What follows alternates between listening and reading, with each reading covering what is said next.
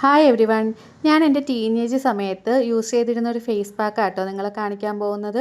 ടീനേജിൽ എനിക്ക് നിറയെ പിമ്പിൾസ് ഉണ്ടായിരുന്നു. നിറച്ചെന്ന് വെച്ചാൽ രണ്ട് കവിളിലും നല്ല രീതിയിൽ എനിക്ക് പിമ്പിൾസ് ഉണ്ടായിരുന്നു. ആ സമയത്ത് എനിക്ക് അമ്മ റെഡിയാക്കി തന്നിരുന്ന ഒരു പാക്കാണിത്.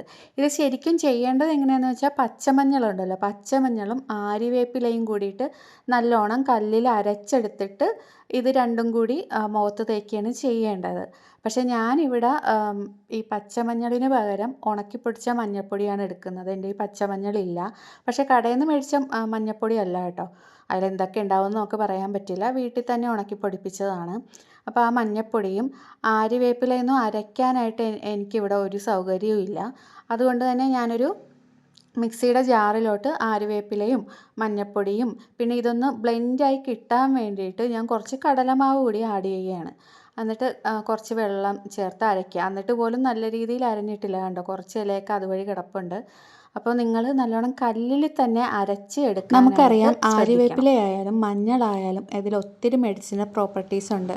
ഇത് രണ്ടും ആൻറ്റി ബാക്ടീരിയൽ പ്രോപ്പർട്ടീസ് ഉള്ള രണ്ട് ഔഷധങ്ങളാണ്.